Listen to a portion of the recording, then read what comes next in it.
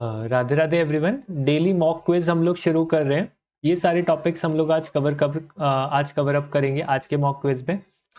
27 PYQs है हमारे approx and 8 हमारे क्वेश्चंस मैंने एक्स्ट्रा रखे हैं इस क्विज में। आपको इन रिटर्न सिंपली एक चीज़ करनी है, 35 क्वेश्चंस में से you have to tell me your score in the comment section and your feedback कि क्वेश्चंस कैसे थे, डिफिकल्ट थे, इजी थे, एंड ताकि मैं नेक्स्ट वीडियोस में ये सीरीज कंटिन्यू कर सकूँ। Okay, that's it. और अगर स्टिल कोई आपका डाउट होता है तो you can discuss in the comment section. तो डे 1 16 मई 2026 शुरू करते हैं। फर्स्ट क्वेश्चन जो है वो 2025 में पूछा गया था UKSSC के through. That is, what is it called when organisation show the figures of the previous year along with the current year in the financial statements. Financial statements में जब हम दोनों सालों की इंफॉर्मेशन को शो करते हैं तो what's the purpose for that, और हम उसको क्या बोलते हैं, क्यों हम ऐसा करते हैं। तो सिंपल सा आंसर क्या रहेगा इसका, कंपैरेबिलिटी। ओके, ठीक है। मेरे साथ साथ क्वेश्चन रीड करोगे। अगर आपको लगता है स्पीड हो रही है क्वेश्चन, मतलब मैं बोल रहा हूँ तो डिस्टर्बेंस हो रहा है, वीडियो को पॉज करो, think the answer and then match with the explanation I am providing and the answer I am providing. Got it? ठीक है। थोड़े कुछ एक्स्ट्रा पॉइंट्स भी डिस्कस करते हुए चलेंगे सो दैट आपको क्लैरिटी मिलती रहे। रेलिवेंस का मतलब क्या होता है, रिलेटेड इंफॉर्मेशन ही हमें अकाउंट्स में शो करनी है। रिलायबिलिटी मतलब ट्रस्ट बना रहे, इस वे में हमें अकाउंटिंग इंफॉर्मेशन को शो करना है। अंडरस्टैंडेबिलिटी, टेक्निकल टर्म्स को अवॉइड करना है, simple. Okay, and comparability we have discussed कि हम दोनों सालों की इंफॉर्मेशन को शो करते हैं so that the financial statements में जितना भी डेटा है हमारा वो कंपेयर किया जा सके। फॉर एग्जाम्पल, हमारे पास लास्ट ईयर एसेट्स थी 5 करोड़ की, ठीक है, और इस ईयर एसेट्स हो गई 7 CR की। तो हमारे पास चेंज क्या देखने को मिला कि दैट हमारी जो एसेट्स हैं वो इंक्रीज हो गई हैं, सिंपल। ओके, नेक्स्ट हम बात करते हैं 2018 का क्वेश्चन है, क्वेश्चन नंबर 2। वीडियो पॉज करो, try to answer the question, ठीक है। A concept that a business enterprise will not be sold or liquidated in the near future, मतलब नियर फ्यूचर में, आने वाले समय में बिजनेस एंटरप्राइज बंद नहीं होगा। लिक्विडेटेड मतलब बंद नहीं होगा, सिंपल। तो ऐसा हम कौन से कंसेप्ट के हिसाब से बात करते हैं, that is going concern, option number C, ठीक है। मॉनिटरी यूनिट कोई कंसेप्ट होता नहीं है, बट मनी मेजरमेंट कंसेप्ट होता है, आप ऐसा कह सकते हो। उसके अकॉर्डिंगली हम मनी के टर्म्स में सारी चीजें रिकॉर्ड करते हैं। बिजनेस, हमारी इकोनॉमिक एक्टिविटीज जितनी भी होती है हम वही ट्रांजेक्शन्स को रिकॉर्ड करते हैं सिर्फ बिजनेस में। इकोनॉमिक एक्टिविटी मतलब रुपी से रिलेटेड, सिंपल आप कह सकते हो, जिसमें मनी का इन्वॉल्वमेंट हो। Got it? ठीक है, तो option C will be the correct answer. Question number 3 2018, ठीक है, पूछा गया है, क्या बोल रहा है, विच of the following is a non current asset. Non current asset कौन सी है। अब एसेट्स जो है ना वो 2 टाइप्स की होती है बेसिकली, आप सिंपल यहाँ पे से इतना समझोगे, नॉन करेंट एसेट्स और current asset, right. Non current asset जिसका बेनिफिट आपको लॉन्गर ड्यूरेशन में मिले, एंड करेंट एसेट जिसका बेनिफिट आपको 1 ईयर के अंदर मिलता है, यू कैन से, so that is a current asset. Examples आप बहुत सारे ध्यान रख सकते हो। करेंट एसेट हमारा मतलब क्या हो गया, कैश हो गया, डेटर्स हो गए, ओके, ट्रेड रिसीवेबल्स हो गए, etcetera. Clear? Non current assets की मैं बात करूं तो उसमें कौन कौन सी एसेट्स आ जाएंगी, आपका land, building, plant and machinery, goodwill, patents, trademark, copyright, software, कोई आपका आइडिया, डिजाइन, एटसेट्रा। ओके, तो ये सारी आपकी नॉन करेंट एसेट्स का पार्ट होता है। क्लियर? नॉन करेंट एसेट्स में आपका कौन सी होगी इसमें से बताओ। अब प्रीपेड इंश्योरेंस है, पहले हमने पे कर दिया है, ठीक है, तो ये करेंट एसेट का पार्ट होता है, नॉन करेंट एसेट नहीं होती। कैश एट बैंक मैंने बताया ही आप लोगों को, करेंट एसेट का पार्ट होता है। एक्रूड इंटरेस्ट का मतलब होता है interest earned but not received yet, ठीक है, अभी तक हमें मिला नहीं है। इंटरेस्ट हम अर्न कर चुके हैं बट अभी तक हमें मिला नहीं है, so this will be also a current asset, non current नहीं होगी। तो नॉन करेंट एसेट कौन सी बची, that is goodwill. Goodwill, patent, trademark, copyright, ये सारी हमारी इंटेंजिबल एसेट्स होती है। कौन सी एसेट्स होती है, इंटेंजिबल, ध्यान रखना है। इंटेंजिबल का मतलब क्या होता है, जिसको आप टच नहीं कर सकते बट इसका बेनिफिट आपको बिजनेस में देखने को मिलता है। क्लियर? और टेंजिबल का मतलब भी ध्यान रख लेंगे। टेंजिबल एसेट्स कौन सी होती है, जिसको आप टच कर सकते हो, for example sir building, plant and machinery, etcetera etcetera. Got it? तो which will be the correct answer for this question, B. Hope so आपका आंसर करेक्ट किया होगा। Perfect. Moving forward to the next question, that is closing inventory is shown in balance sheet under, actually ये basics का part नहीं था but still मैंने इसको इसमें इंक्लूड कर दिया क्योंकि सिंपल सा क्वेश्चन है। Closing inventory shown in the balance sheet हम किसके अंडर में शो करते हैं? नॉर्मल सी बात है, करंट एसेट्स में शो होगा, बिकॉज जो क्लोजिंग स्टॉक होता है वो भी हमारा करंट एसेट होती है। ठीक है, तो क्लोजिंग स्टॉक भी हमारा क्या हो गया? करंट एसेट हो गया। तो बहुत सारी करंट एसेट्स वगैरह यहाँ पे से आपको क्लियर हो गई होगी। ठीक है, फिक्स्ड एसेट्स के अंदर में आपका land and building, plant and machinery, ये सारी चीजें आएंगी। ओके, करंट लाइबिलिटीज आपको पता है जो आपको रीपे करनी होंगी विद इन 1 ईयर। अब वो कौन कौन सी हो सकती है sir? BP that is bills payable, bank overdraft कह सकते हैं। ओके, और आपका क्या हो जाएगा? क्रेडिटर्स। ठीक है, क्रेडिटर्स को आपको पेमेंट करनी होती है विद इन 1 ईयर, यूजुअली हम उसको करंट लाइबिलिटी ही कंसिडर करते हैं, दैट्स वाई। ठीक है, एटसेट्रा। क्लियर? मिसलेनियस एक्सपेंसेस आपका कोई सेक्शन होता नहीं है, as a direct heading you can say in the balance sheet, तो इसको आप इग्नोर कर सकते हैं। तो सिंपल आंसर हो गया, that is current assets, option B is the correct answer. Fine, moving forward to the next question, that is question number 5। Again 2018 में पूछा गया था। वीडियो पॉज करो, आंसर करो क्वेश्चन को। Amount spent on increasing the seating capacity is in a cinema hall. अब देखो ना, कोई भी बिजनेस है, अगर हम उसकी कैपेसिटी पे बात कर रहे हैं, कैपेसिटी के इंक्रीमेंट पर बात कर रहे हैं, ठीक है, तो उससे क्या होगा ना, हमें लॉन्गर ड्यूरेशन के लिए फायदा मिलता है, राइट। यहाँ पे से ना revenue expenditure, revenue receipt, capital expenditure, capital receipt को बहुत ध्यान से समझ लेना, because it is very important topic. ठीक है, रिसीट जो है ना हमारी, वो 2 टाइप्स की होती है, capital receipt, revenue receipt. Capital receipt का मतलब क्या है? वो रिसीट जो आप रिसीव कर रहे हो, जिसका जो बेनिफिट है वो आपको लॉन्गर ड्यूरेशन के लिए मिलेगा, पहली चीज।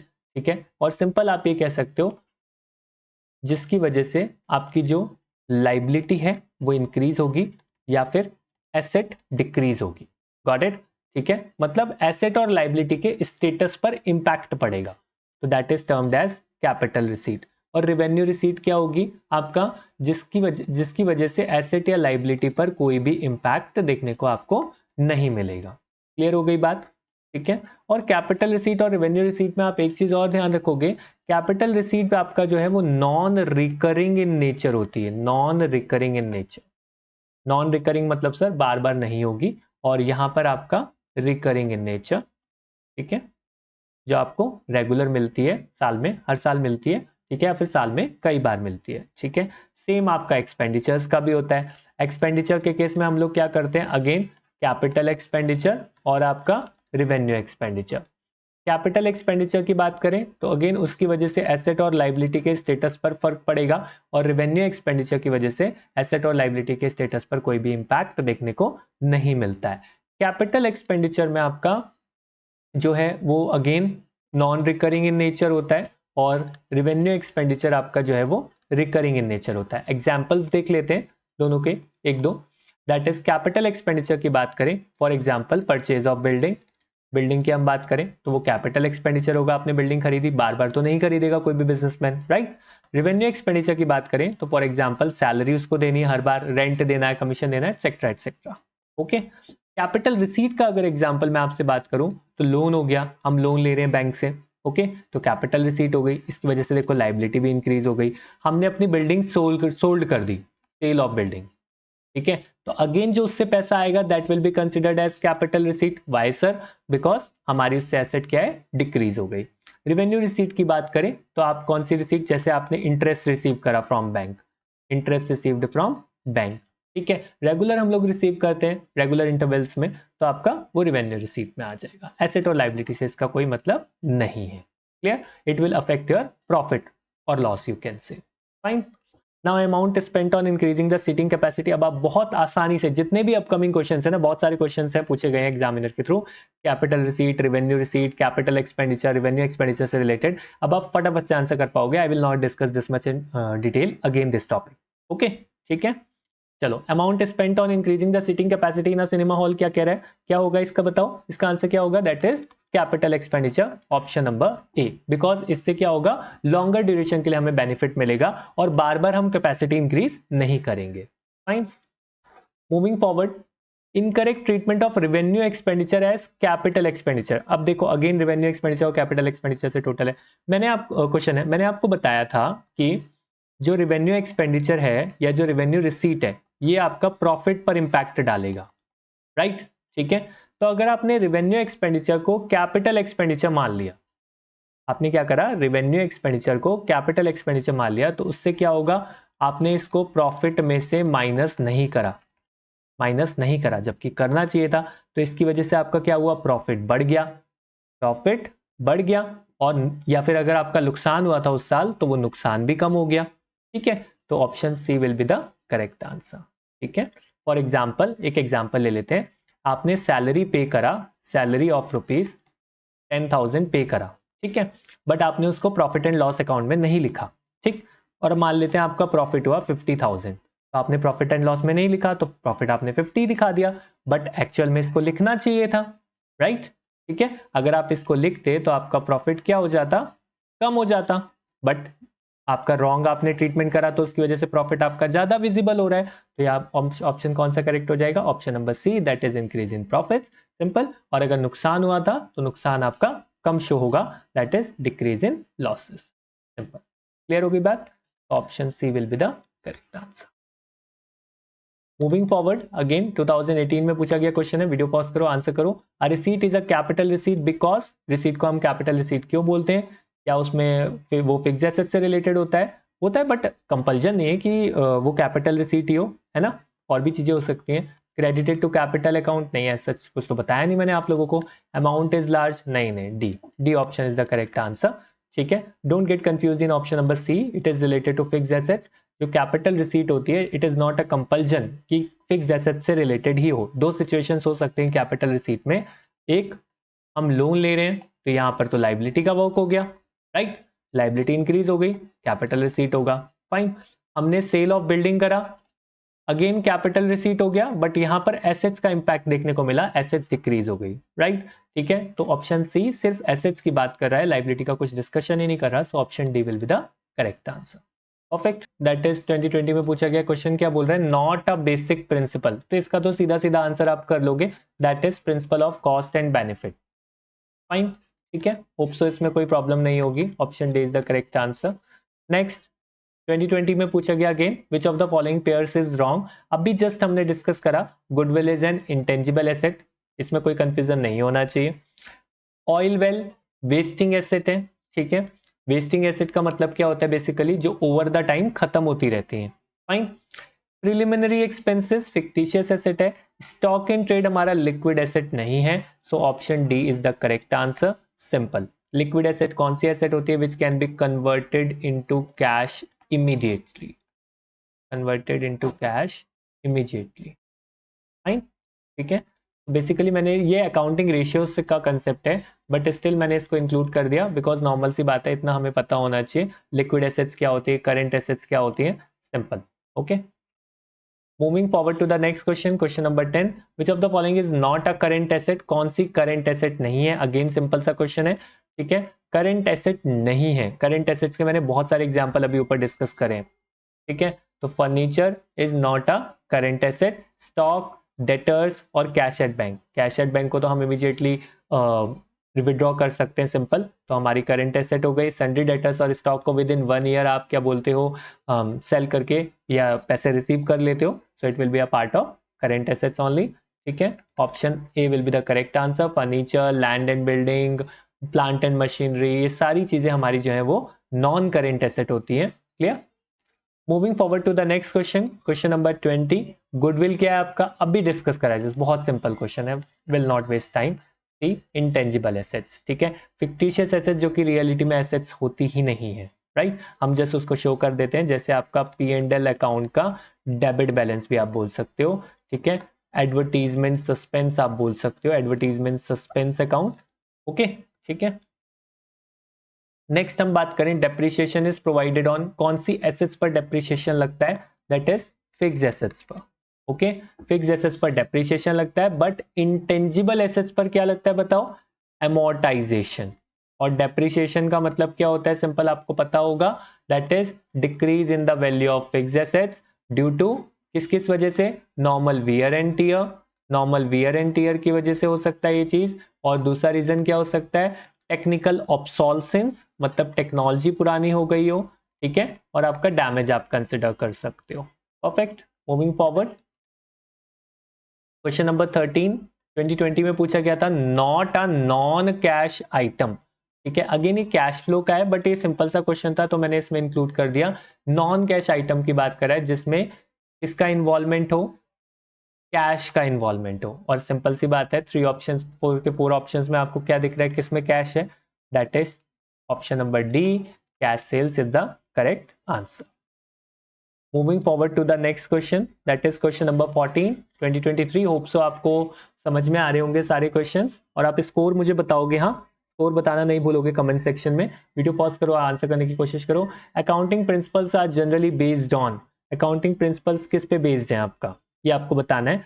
प्रैक्टिकेबिलिटी पे, कन्वीनियंस इन रिकॉर्डिंग पे, सब्जेक्टिविटी पे, या कंजर्वेटिज्म पे। तो यहाँ पर आपका करेक्ट आंसर क्या होगा? That is conservatism. कंजर्वेटिज्म में हम क्या बात करते हैं कि जितने भी पॉसिबल लॉसेज हैं, ठीक है, हम उसको इमीडिएटली अपनी बुक्स ऑफ अकाउंट्स में रिकॉर्ड करेंगे।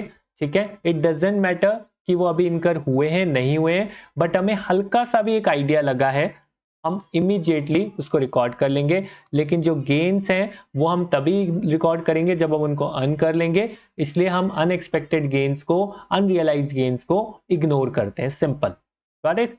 ठीक है, नेक्स्ट क्वेश्चन नंबर 15 की बात करें, 2023 में एग्जामिनर ने पूछा था, expenditure incurred on erection of machinery. आप उसको क्या कंसिडर करेंगे अगर जो भी एक्सपेंडिचर हुआ है किसमें? इरेक्शन ऑफ मशीनरी में। बताओ फटाफट से।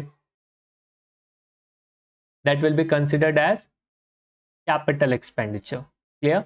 तो option D will be the correct answer. Erection का मतलब क्या होता है आपका? Installation basically. Okay, so erection of machinery क्या होगा हमारा? कैपिटल एक्सपेंडिचर होगा, बिकॉज जब तक हमारी एसेट रेडी टू यूज नहीं हो जाती है, ओके, तब तक जितनी भी कॉस्ट आ रही है, इरेक्शन ऑफ मशीनरी हो गया आपका, कंस्ट्रक्शन ऑफ सम प्लेस हो गया जिसपे मशीनरी को रखना है हमें, ठीक है, और यू कैन से wages paid for the installation of machinery, you can से। तो ये सारी चीजें जब तक रेडी टू यूज मशीनरी नहीं हो जा रही, जितना भी खर्चा आप पे कर रहे हो, that will be considered as a part of the value of asset only, that is the cost of asset only, और आप उसको रिकॉर्ड करोगे और ट्रीट करोगे as a capital expenditure. Fine, moving forward, 2023 में नेक्स्ट क्वेश्चन क्या पूछा गया? As per dual aspect concept. Simple सा क्वेश्चन है भाई, डुअल एस्पेक्ट कंसेप्ट का, अकाउंटिंग इक्वेशन कंसेप्ट का बोल लो, डुअल एस्पेक्ट कंसेप्ट का बोल लो, बेसिक्स बोल लो अकाउंट्स के, तो आप सिंपल आंसर कर पाओगे option A, that is assets equals to liabilities plus capital. Got it? इसमें कुछ फर्दर एक्सप्लेनेशन की रिक्वायरमेंट है नहीं मुझे लगता। क्वेश्चन नंबर 17 2019 में हम ऑलरेडी डिस्कस कर चुके हैं, कैपिटल एक्सपेंडिचर की बात हो रही है। कैपिटल एक्सपेंडिचर हमें कितने ड्यूरेशन का बेनिफिट प्रोवाइड करता है? तो that is long term benefit provide करता है, have discuss, because non recurring होता है। हम कैपिटल एक्सपेंडिचर करेंगे तो हमें लॉन्गर ड्यूरेशन तक के लिए बेनिफिट उसमें देखने को मिलता है। Fine, moving forward to the next topic, next question, sorry, that is question number 18 2019 में पूछा गया है। वीडियो पॉज करो, आंसर करो। विच of the following is not an accounting concept? Not an accounting concept, हाँ, अगेन सिंपल सा question है। True and fair concept करके कुछ आप लोगों ने पढ़ा नहीं होगा, ठीक है, तो C is the correct answer. Simple name से आंसर कर देना है इसको। बैलेंस शीट में 2019 का बात कर रहा है, बैलेंस शीट डिस्क्लोजेस क्या बताती है बैलेंस शीट? देखो, हमारा जो प्रॉफिट एंड लॉस अकाउंट है ना, वो हमारी प्रॉफिटेबिलिटी बताता है। सिंपल, कि प्रॉफिट कितना अर्न कर रही है form, etcetera etcetera. Balance sheet हमारी क्या बताता है? That is financial position. Option B is the correct answer, ठीक है, और कैश फ्लो स्टेटमेंट हमारी कैश पोजीशन बताता है, ठीक है, एटसेट्रा एटसेट्रा। सिंपल सा टॉपिक है, इसमें ज्यादा डिस्कस करने की रिक्वायरमेंट। 2019 में डेप्रिसिएशन इज चार्ज ऑन, अभी बताया था डेप्रिसिएशन किस पर चार्ज होता है, दैट इज आपका फिक्स्ड एसेट्स, और इंटेंजिबल एसेट्स में क्या लगता है आपका? Amortisation. Okay, next, according to which concept the owner of the business is taken as creditor? मतलब जो भी ओनर की इन्वेस्टमेंट होती है, जो कैपिटल होती है, उसको हम लाइबिलिटी कंसिडर करते हैं, किस कंसेप्ट के अकॉर्डिंगली? बताओ फटाफट से। That is business entity concept, option C is the correct answer. Question number 22 2017 की बात कर रहा है, brief explanation of the transaction. Simple सा क्वेश्चन है, जो ट्रांजेक्शन के बारे में हमें थोड़ा सा एक्सप्लेन करके दे, what do we call it? That is narration. 2017 का ही क्वेश्चन है, नॉन करेंट एसेट कौन सी है? तो आपका नॉन करेंट एसेट कौन सी है इसमें से बताओ। नॉन करेंट, हाँ ध्यान देना, दैट इज गुडविल। ठीक है, आपका इंटेंजिबल एसेट होती है जिसका बेनिफिट आपको लॉन्गर ड्यूरेशन तक के लिए मिलता है, सिंपल यू कैन से, या फिर जिसको आप होल्ड करके लॉन्गर ड्यूरेशन के लिए रखते हो। ठीक है, copyright is an example of, copyright किसका एग्जाम्पल है? इंटेंजिबल एसेट्स का एग्जाम्पल है। अभी डिस्कस करा था कॉपीराइट, पेटेंट्स, ट्रेडमार्क, गुडविल, आपका डिजाइन, सॉफ्टवेयर, रेसिपी, ठीक है, आइडिया, एटसेट्रा एटसेट्रा, ये सारे आपके इंटेंजिबल एसेट्स की बात होती है। वेस्टिंग एसेट हम ऑलरेडी डिस्कस कर चुके हैं, ऑयल वेल्स, माइंस हो गया, ठीक है, एटसेट्रा एटसेट्रा। ठीक है, फिक्टिशियस एसेट भी बता दिया, टेंजिबल तो पता ही है आप लोगों को, अभी डिस्कस करा है हम लोगों ने। 2017 में एक और क्वेश्चन पूछा गया था, विच of the following does not come, ये रीड करना ध्यान से, हाँ, डज नॉट कम वाला चीज जो भी अगर क्वेश्चन पूछता है तो, does not come under the purview of book keeping, कौन सी चीज इसमें से बुक कीपिंग के परव्यू में नहीं आती है, that you have to answer. ठीक है, तो एनालिसिस एंड इंटरप्रिटेशन से हमारा बुक कीपिंग का कोई मतलब नहीं है, सिंपल सा क्वेश्चन था। 2017 की बात करें, नेक्स्ट क्वेश्चन की, bad debts recover during the year will be, जब बैड डेट्स जो रिकवर होंगे किसी भी साल में तो आप उसको क्या कंसिडर करोगे?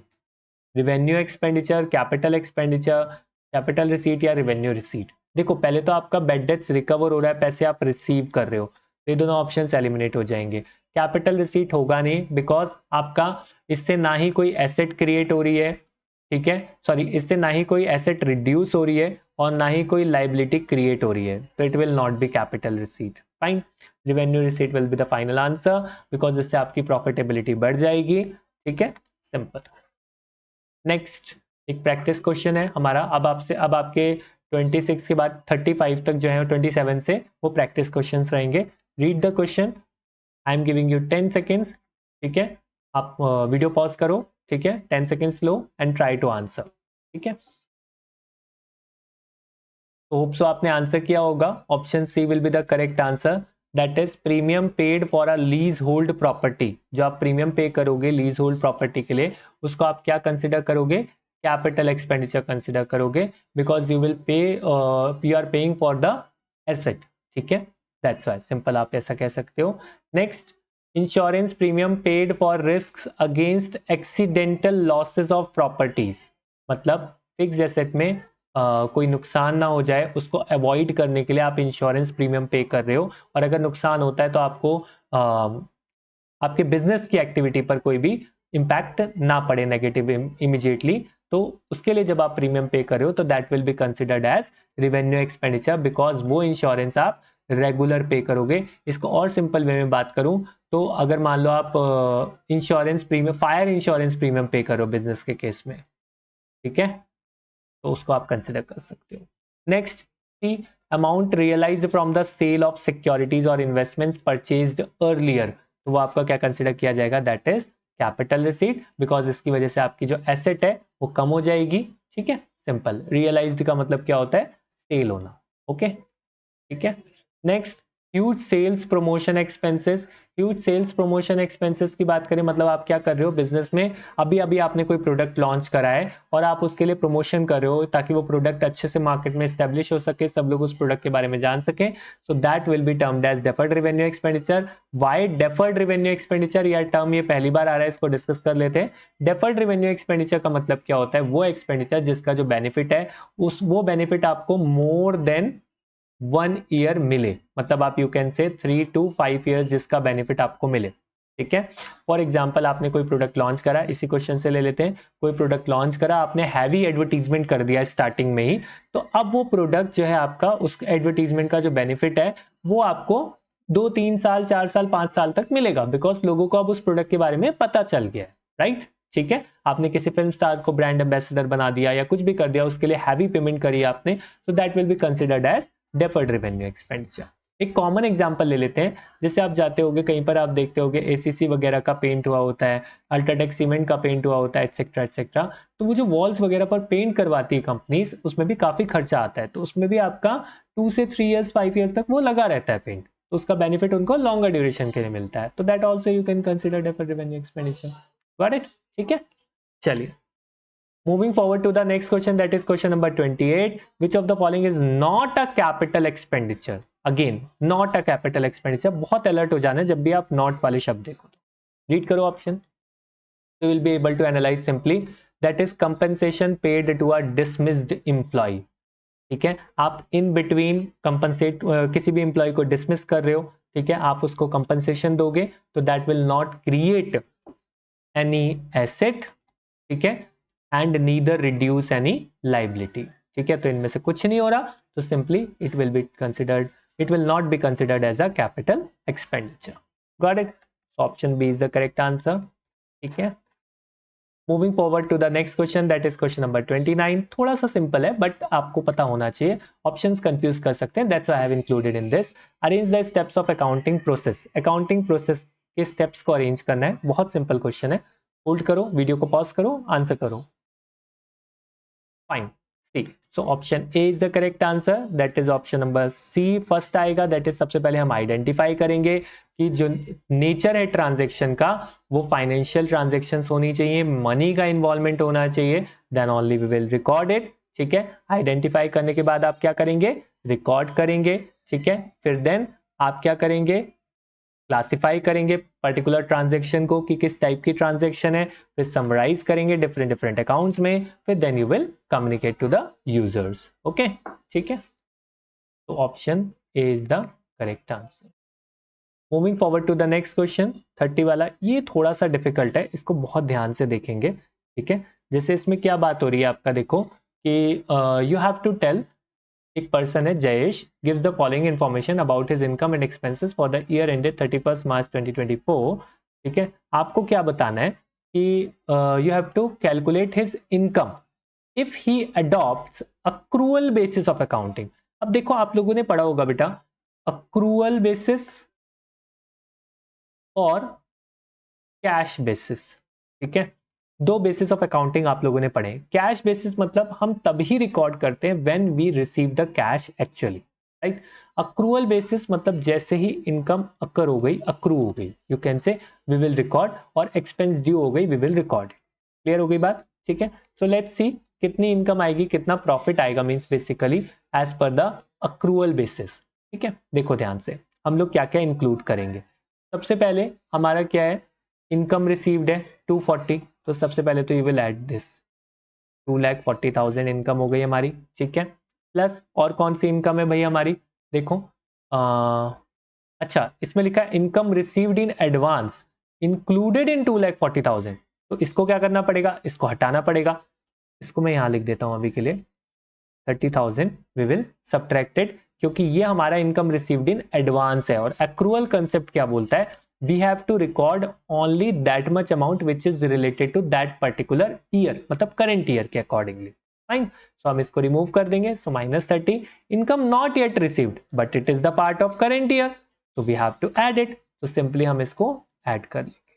तो total income का section हमारा कितना हो गया, that is 2,40,000 plus 2,64,000 हो गया, और आपका 30 माइनस हो जाएगा, तो it will be 2,34,000. Perfect.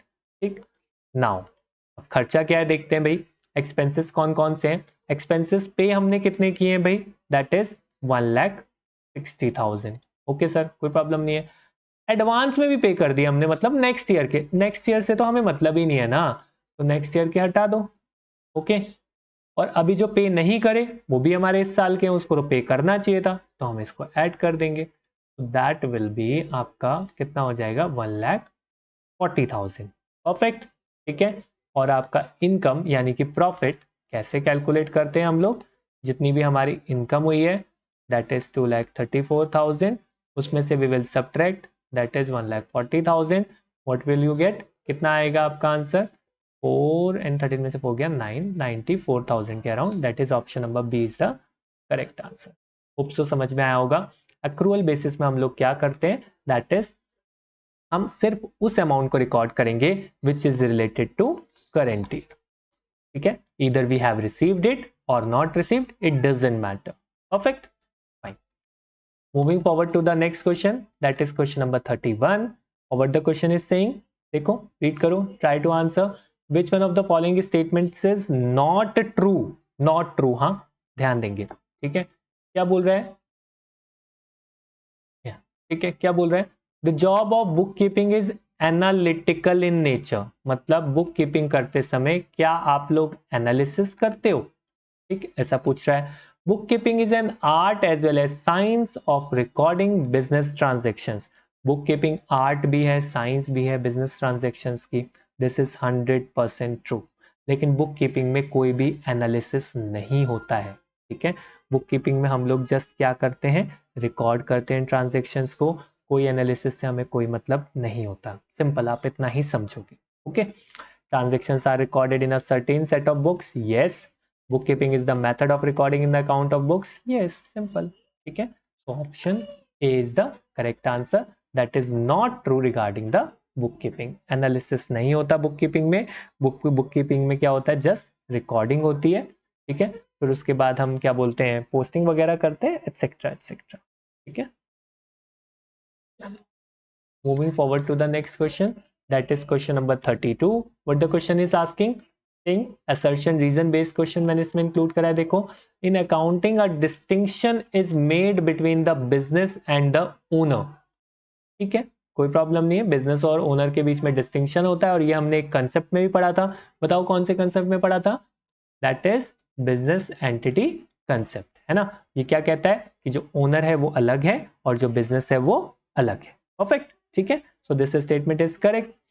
Accounting concepts are based on self consciousness and not on subjectivity, मतलब सर अकाउंटिंग कंसेप्ट जो है वो आपका सेल्फ कॉन्शियसनेस पे बेस्ड है, ना कि सब्जेक्टिविटी पे बेस्ड है, मतलब हम दिमाग लगा करके तमीज से जो भी चीज हमें रिकॉर्ड करनी होती है बेसिकली हम उसको रिकॉर्ड करते हैं, ठीक है, प्रैक्टिकलिटी देखते हैं उस एस्पेक्ट की, ठीक है, clear, fine, so this also is the correct answer, correct statement you can से, but it is not the correct explanation, because यहाँ पर तो बिजनेस एंटिटी कंसेप्ट की बात कर रहे हैं, यहाँ पर सेल्फ कॉन्शियसनेस और सब्जेक्टिविटी ना होने की बात करें, so B is the correct answer,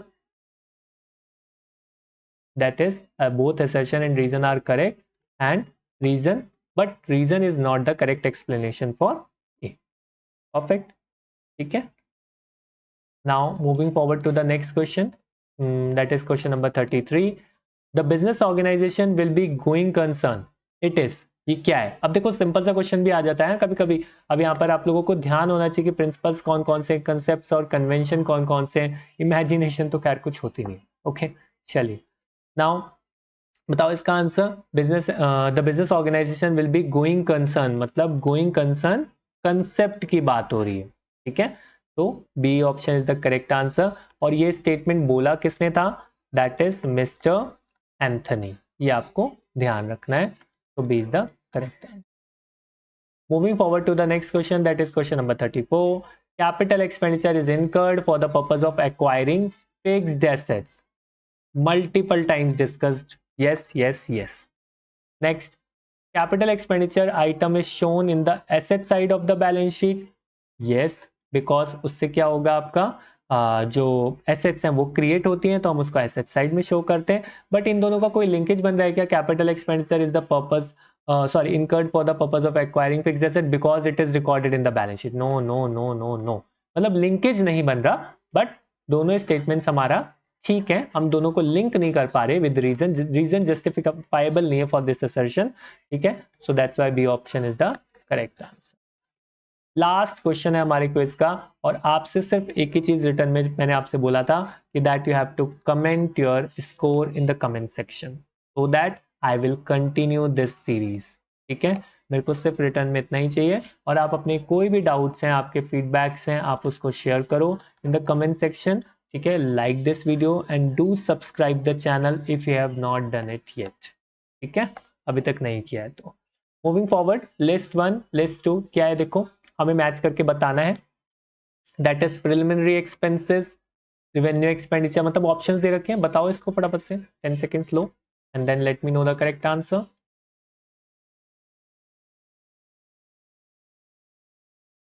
या टाइम्स अप, सी क्या बात कर रहा है कि प्रिलिमिनरी एक्सपेंसेस क्या होगी, बताओ प्रिलिमिनरी एक्सपेंसेस क्या होगी, that is deferred revenue expenditure या revenue expenditure, preliminary expenses longer duration के लिए बेनिफिट हमें प्रोवाइड करती है, तो that will be deferred revenue expenditure, perfect. Interest on loan for business, interest on loan for business क्या होगा हमारा, मतलब B option is the correct answer होगा। Interest on loan for the business revenue expenditure, regular हम लोग पे करेंगे, हर साल पे करेंगे तो रेवेन्यू एक्सपेंडिचर हो गया, ठीक है। And it will not create any asset and it will not reduce any liability, so that's why also आप कह सकते हो कि सर रेवेन्यू एक्सपेंडिचर होगा।